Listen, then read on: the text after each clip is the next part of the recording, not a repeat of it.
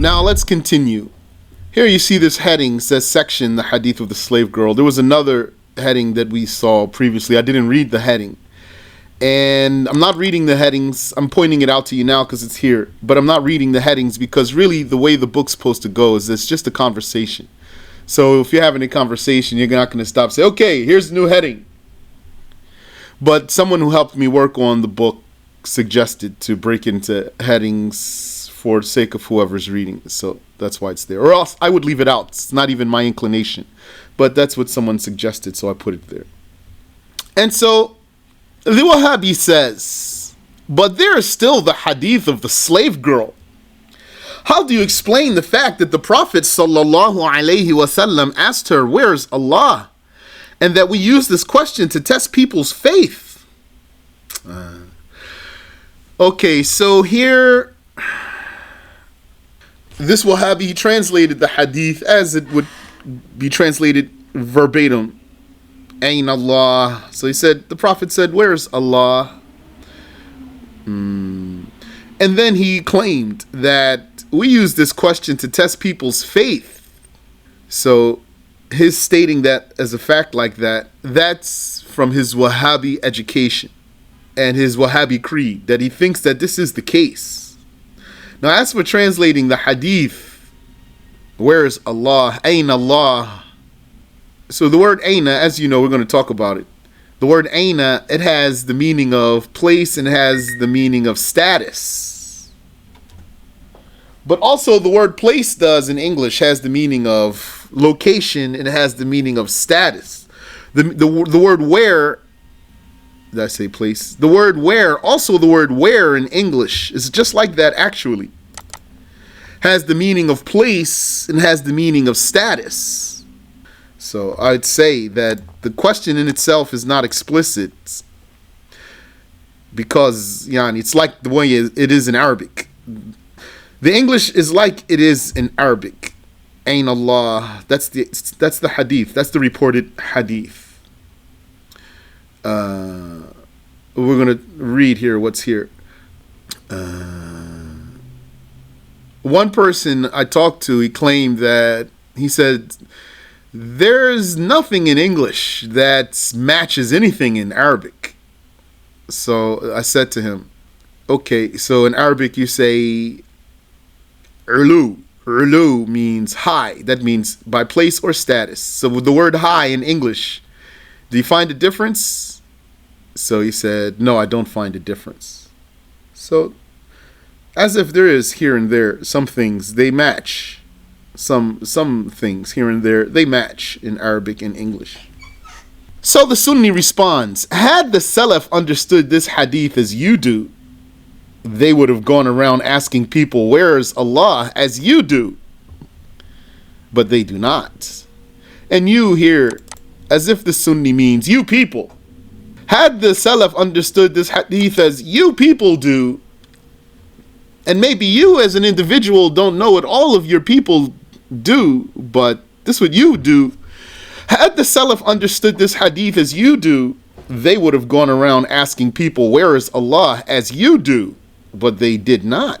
Because we don't know if this Wahhabi we're talking to here actually did that. But his people do that. And they taught him that. But I don't know, we don't know if he does that personally. Because we said you here. So either we're assuming about him that he did it or does it. Or it means you people. Because that's what the Wahhabis do, if you didn't know. If they want to test your faith, they'll say to you, where's Allah? And they find this very decisive. And like this is the way for them to weed out in their own minds. This is the way to weed out a deviant from a believer. Because for Wahhabi, we're deviants. So we don't like the question. So the Wahhabi's point of view is that this question came in the hadith. Who would not like a question that came in the hadith but a deviant? And who would refuse to answer the question of the messenger of Allah but a deviant? So he would ask the question. So that if you're a Wahhabi, you would say, above the heavens. And then he would say, you are a believer. And if you weren't a Wahhabi, you'd say to him, don't you say these things, don't ask people like that, and then he's going to argue with you. Yeah, that's a bid'ah. Is asking that question with the intent of testing Muslims, can that be considered a bid'ah? Indeed, it's a bid'ah. It's not the way to test the Muslims. That's one version of a hadith that needs to be understood in accordance with its other versions. When he selects this wording of the hadith to test people, that's because of his bid'ah. Had he been a true Sunni, he would have put all the versions of the hadith together. So the Wahhabi says, but it is enough that the Prophet ﷺ tested the slave girl's faith by asking, where is Allah? This is a sunnah of the Prophet. So the Sunni responds, had the Salaf understood the hadith as you do, they would have gone around testing people's faith by asking them, where is Allah? Because they would have known it as a sunnah better than you do. But they did not. So really he's repeating his answer. First time he said, had the Salaf understood this hadith as you do, they would have gone around asking people, where is Allah as you do? But they did not. This Wahhabi didn't settle with this answer, or maybe didn't think about the answer, or he wasn't convinced. So he thought he's going to push more. So he says, but it's enough that the Prophet tested the slave girl's faith with this question. Therefore, that's a sunnah of the Prophet sallallahu alaihi wasallam. So it's like this Wahhabi saying, okay, you want to say the Salaf didn't do it like we do it, but the Prophet did it, that should be enough. So the Sunni repeats his answer. Because if the Prophet did it, if really the Prophet did that and that's enough, then the Salaf would have did it. Same answer. So he repeated his answer. He said, had the Salaf understood the hadith as you do, then he would have gone around testing people's faith by asking them, where is Allah? Because they would have known it as a sunnah better than you. Yani, the same argument you're making, they would have made it. They would have realized it before you. And that's what the Wahhabi says too. They say, what do you know that the Salaf didn't know? How are you going to come up with something the Salaf didn't come up with? So the argument you're making, if it were true, the Salaf would have realized it centuries before you and they would have done like you, but they didn't. So that's an indication that their understanding is different from yours. How could this be the way to test someone's faith when the Christians and Jews, if you were to ask them, would tell you that Allah is above, or they would say God is in heaven? If you were to say to a Christian, where is God? He'd say God is in heaven. Or he might say God is everywhere. Or if you were to ask a Jew, where is God? He'd say God is in heaven. So how's this the way to test if a person's a believer or not? When a disbeliever is going to tell you the answer that you're looking for out of conviction, when the disbeliever is going to tell you the answer you're looking for out of conviction, how would this be the question to test a believer with? You need to test a believer with a question that's answered by a believer only, not by a believer and others, for example. Not something that's shared between them, because it's not going to give you the proof you're looking for. The way to test someone's faith is to ask them about the shahada, so that he gives you an answer that a believer would give you exclusively. And that's what the Prophet ﷺ did with the slave girl in the other version of this hadith, the one narrated by Imam Malik. So you have to put the versions of the hadith together.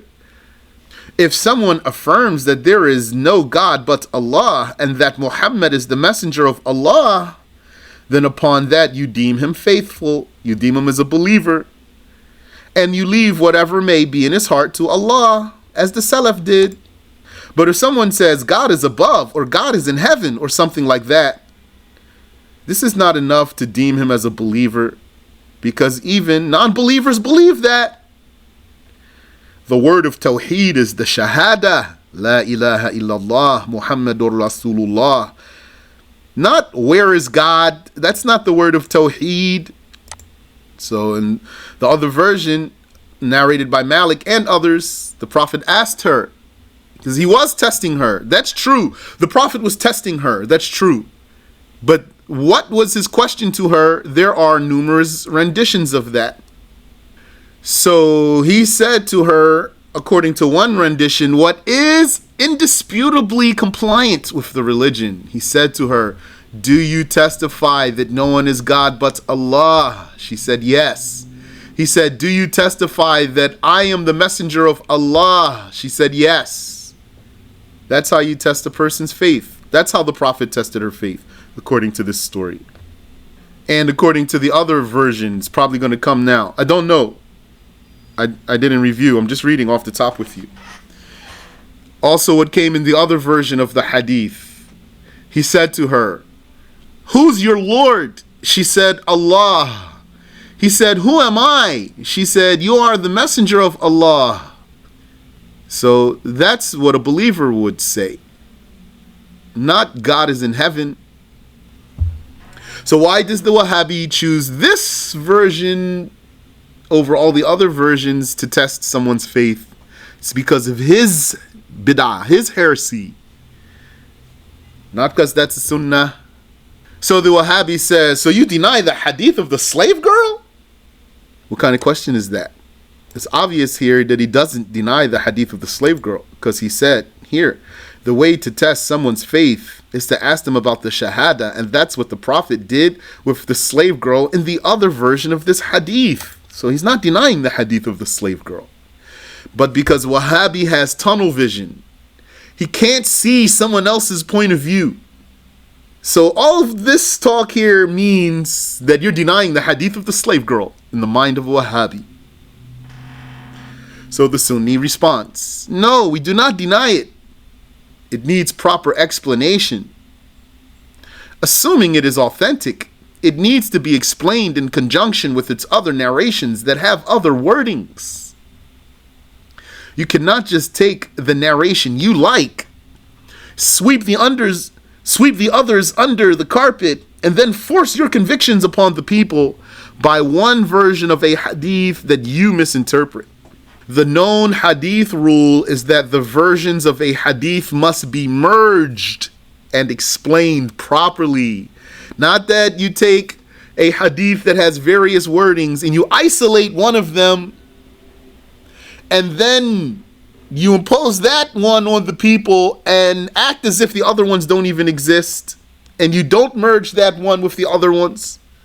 In the version of Ibn Hibban, he didn't ask her, "Where is Allah?" He asked her, "Who is your Lord?" And in the version of Malik, he asked her, "Do you testify that there is no God except Allah?" This is how you test one's Islamic faith. The Wahhabi says, I never heard these versions of the hadith. So the Sunni, he's not surprised. He says, that's only because your modern authorities kept them hidden from you.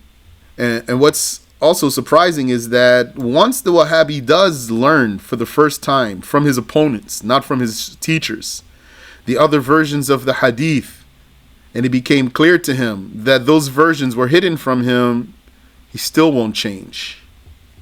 And he won't be offended by his sheikh who hid knowledge from him.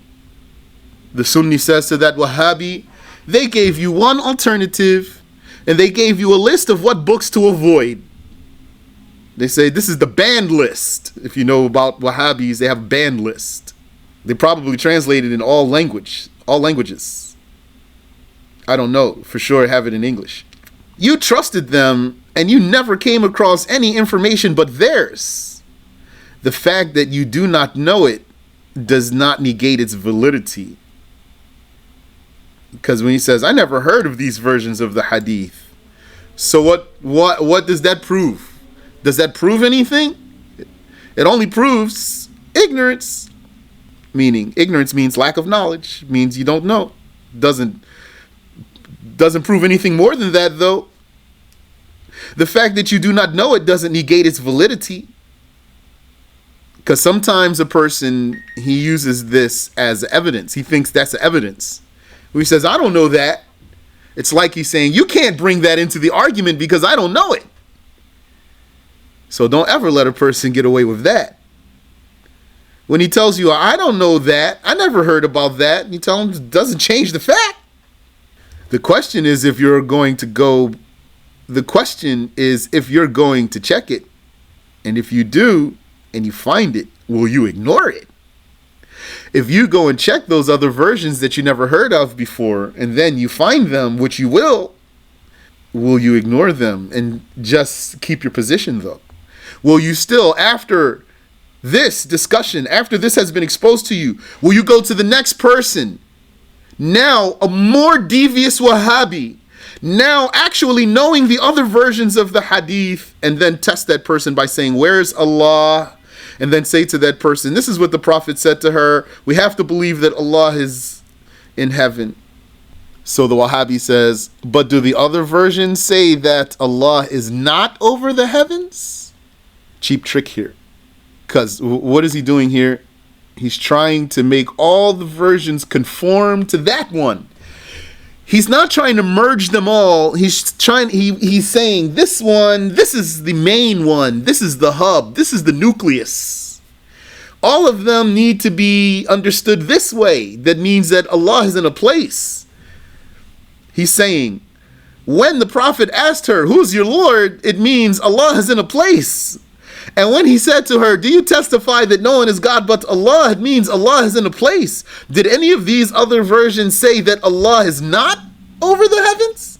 No. Therefore, then he is over the heavens, as proven by this solitary version. That's what he's doing. So the Sunni says, first of all, even the version of Muslim that you are accustomed to, it does not say above the heavens. So that's very important.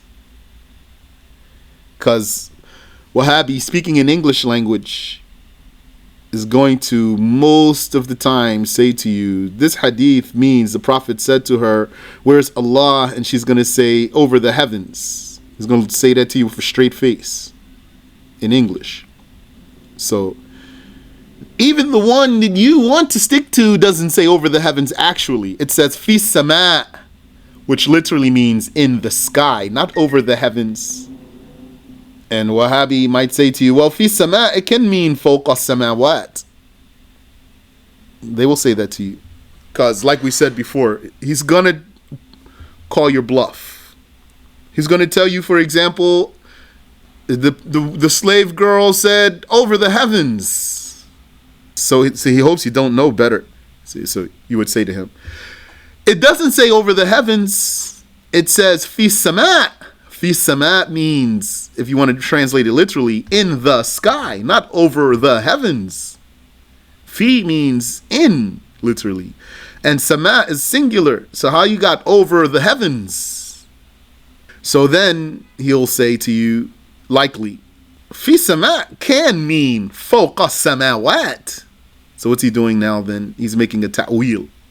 So if he were to say that, then right there, if this is the way that the conversation went, when you said to him, it says fi sama, which literally means in the sky, not over the heavens. So if he were to say to you, well, fi sama can mean fawqa samawat, then you're not going to follow this sequence here.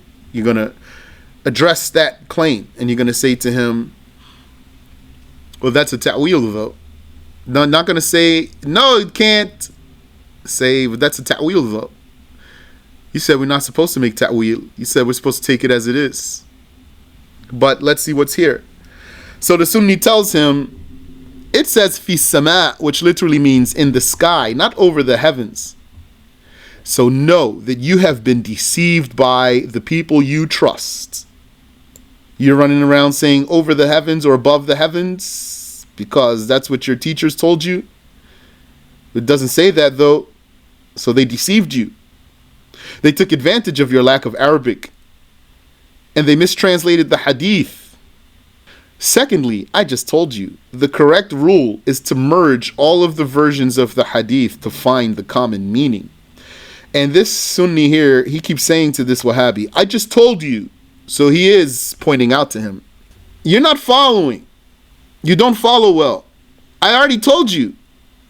The common meaning of all of them is that he was asking her about her belief, not about a place. Meaning, he was asking her how she glorifies God. What is her glorification of God? If you want to take the hadith the version of Muslim. Fi sama, Ain Allah fi sama. He was asking her about her belief means he was asking her about her glorification of God, because Aina in this version is a question about the status, not location. So the Wahhabi says, and why did you say assuming that the hadith is authentic? It is narrated by Muslims, so it is authentic. Now here, what did he do? He went back. If this is what he's going to say, then this shows that he has the ability to backtrack. He has the ability to recall what you said and backtrack. Though it seems like he can't do it well, because that's why we keep saying, I already told you. And so here we're on the 34th comment. When did we say assuming the hadith is authentic? Here, in response to the 31st comment. In response to the 31st comment, we said assuming the hadith is authentic. So here in the 34th comment, he went back and he said, why do you say assuming that the hadith is authentic? So what's odd about that? What's odd about that is that he skipped what was directly said to him right before. He didn't comment on this here. Looks like he dodged this and he didn't want to stop talking. So he found something that he could cling to and he went back so he could cling to it. Or maybe he's just trying to ascertain information and he just simply has another question. And maybe it was the case that we said something that he didn't get a chance to respond to yet. So now he wants to respond to something that he did want to respond to, he just didn't have the chance to yet. If that's the case, then he's not really dodging something. So the Wahhabi asks him, why did you say assuming that it's authentic? It's narrated by Muslims, so it is authentic. And he knows who narrated it. This statement of his proves to us that he knows who narrated it. So he maybe has some amount of knowledge somehow. Because maybe a Wahhabi doesn't know who narrated the hadith. Yani, a seasoned Wahhabi will know. I wouldn't be surprised if an amateur Wahhabi doesn't know. So the Sunni responded, its authenticity is disputable. According to Muslim, it is authentic. But some of the scholars said that the hadith is weak because it is disordered. Because it is disordered or inconsistent. Yani, muttarib is the Arabic word. One version seems to say, where is Allah? While another says, do you testify that there is no God but Allah? And if you take each one by its face value, they are as different as night and day. The same hadith, if each one is to be taken only by its verbatim wording, then these are two completely different responses that have two completely different meanings. They don't even mean or allude to the same thing at all. But it's only one story though. It's only one incident. So either then there's a problem here or we have to merge them. But just to see how very different the wordings between these two versions are, that is an indication of a problem in the hadith. In some versions, she was a mute and could not speak at all. So she pointed to the sky. And in other versions, she could speak. So that's direct contradiction. To say she's mute means she cannot speak. So she cannot speak because in some hadiths mention she's kharsa, amatun, sauda, kharsa. That means black, mute slave woman. So she's mute. How could she say fi sama in the first place? So that means there's problem in the hadith. And in some, the story was that she was tending to a flock of sheep when a wolf escaped with one. So her master smacked her in the face, then regretted that and wanted to free her. In another, the story was that a man wanted to fulfill his dead mother's will and free a slave on her behalf. Two entirely different stories. In some versions, the entire conversation was in sign language because she was deaf and mute. In some versions, the man's name was Muawiyah ibn Hakam. In some, he was Amr ibn Hakam. And yet, in some, it was a woman.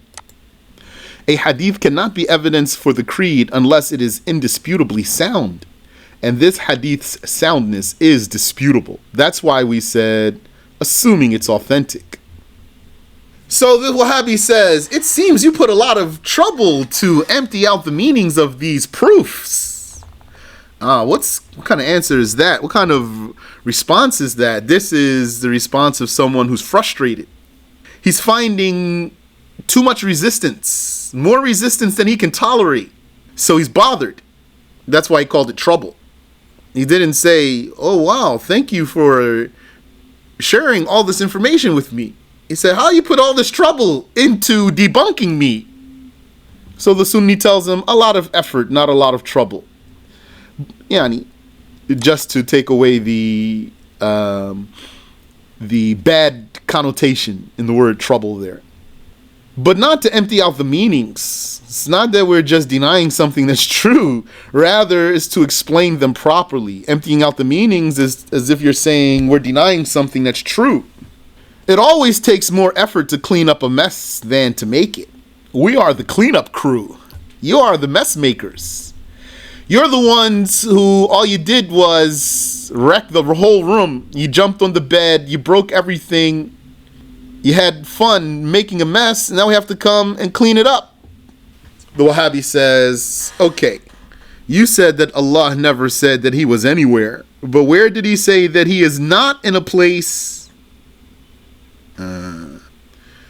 Same tactic as what he just did with the hadith of the slave girl.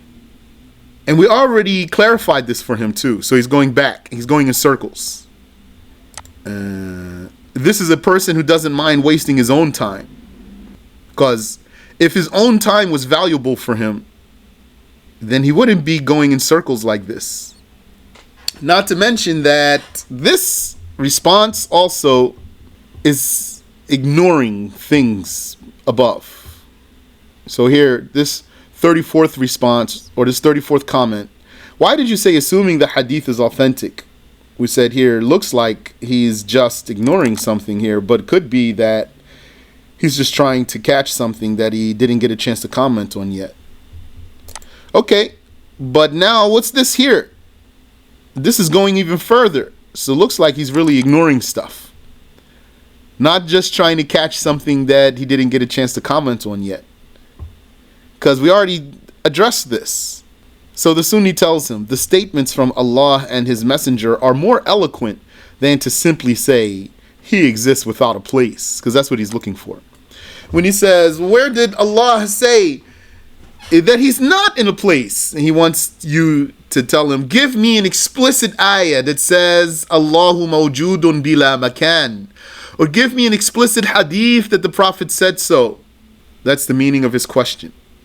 Although he doesn't have anything explicit that says Allah is in a place. There's no ayah that says Allahu mawjudun fi makan. Allah exists in a place. And there's no hadith that says that. The strongest thing he has from his own perspective is the hadith of the slave girl. Now we just debunked it. Debunked his approach to it, that is.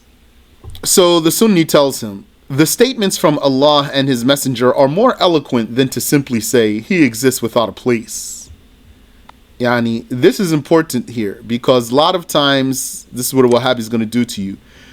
His way to argue with you is to impose on you to produce an explicit text that says verbatim the wording that you're saying, although he can't do it for himself.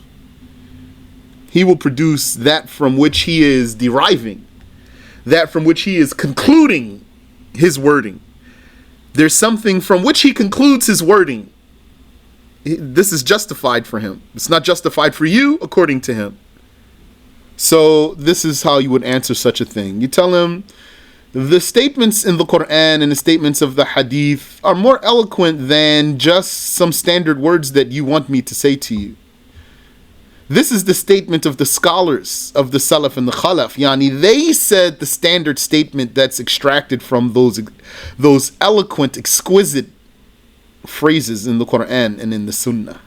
From the eloquent, exquisite phrases of the Quran and the Sunnah, the scholars extracted a standard statement: Allah exists without a place, based on the explicit statements from Allah and His Messenger.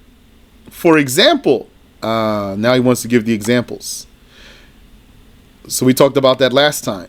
Now he's going to give examples, means he's going to keep talking. Another option is to hold that, just to say this much, and then don't give the example. See how he responds. So one might say, this is the statement of the scholars of the Salaf and the Khalaf that they extracted from the Quran and the Sunnah. Period. Full stop.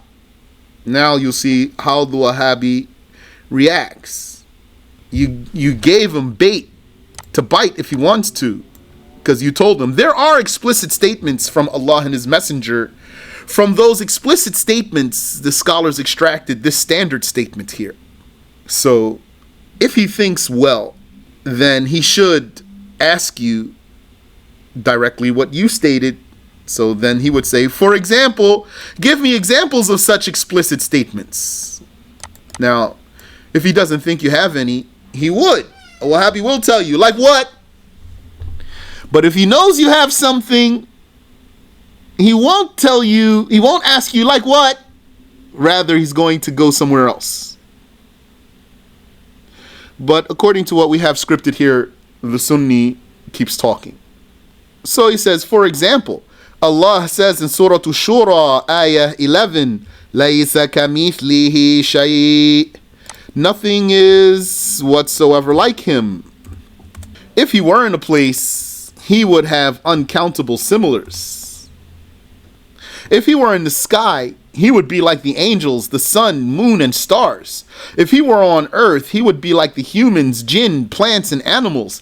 If He were above the sky, He would be like paradise and the kursi and the arsh.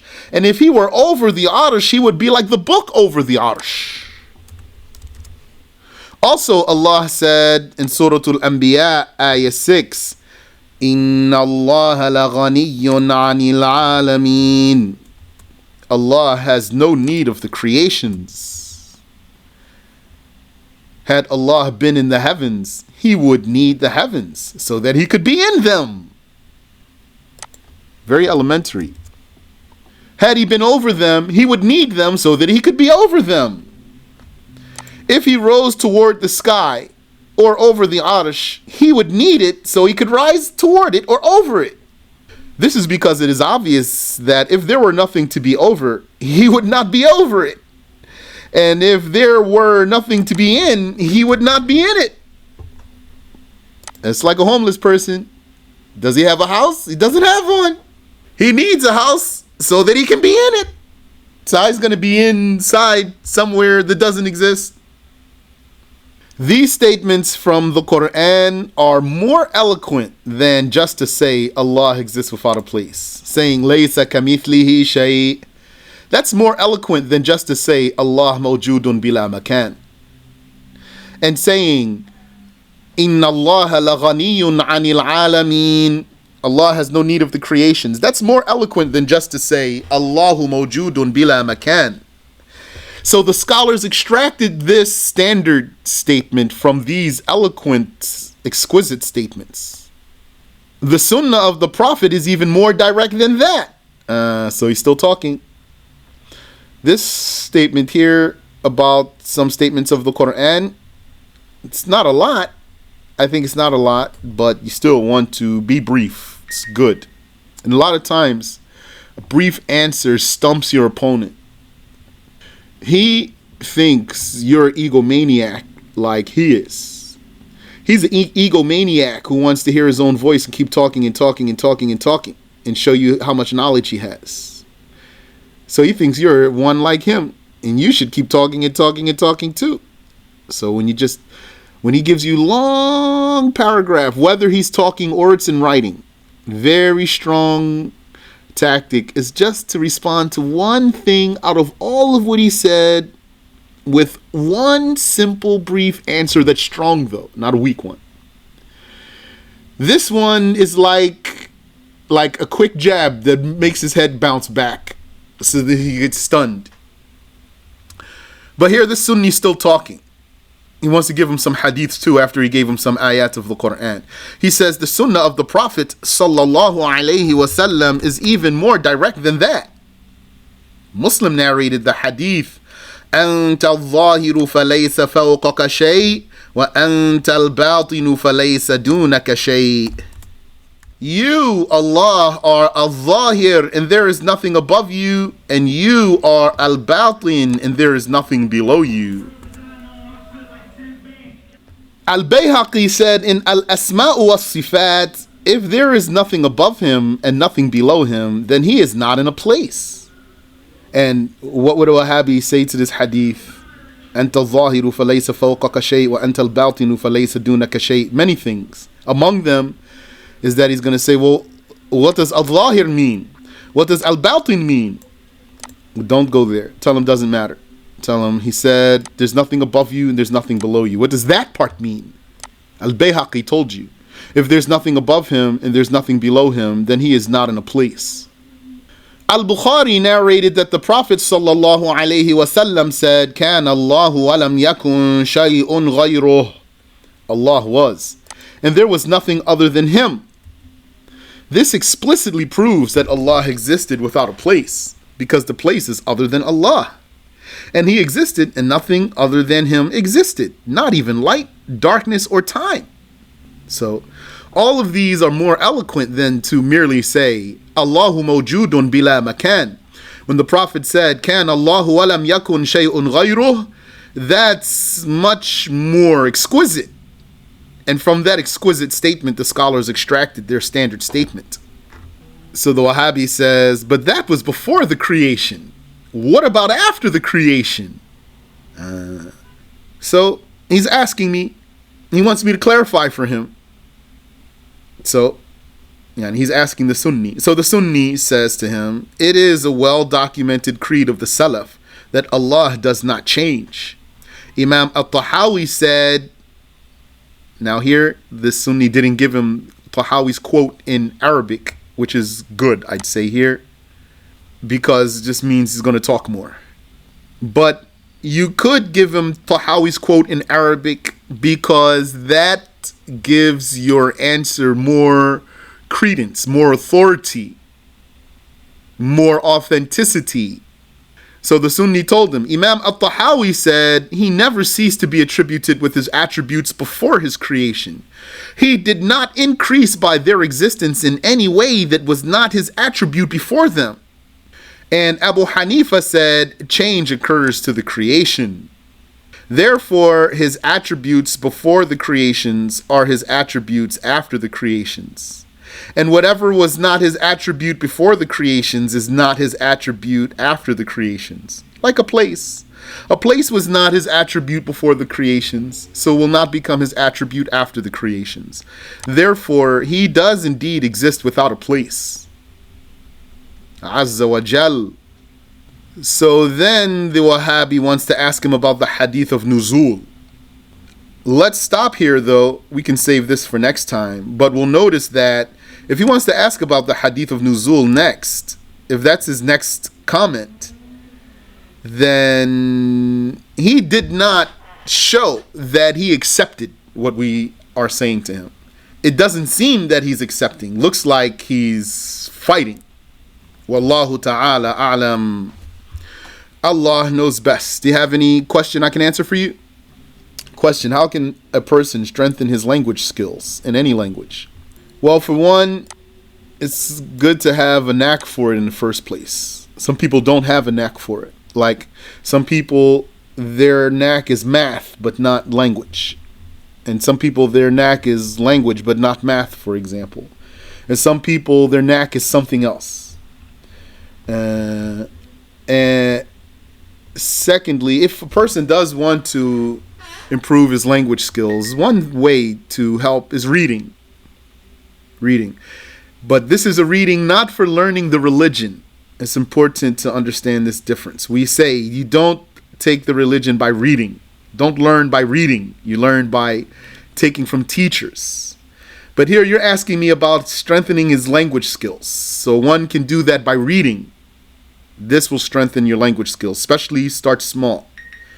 It's good to let your children read literature.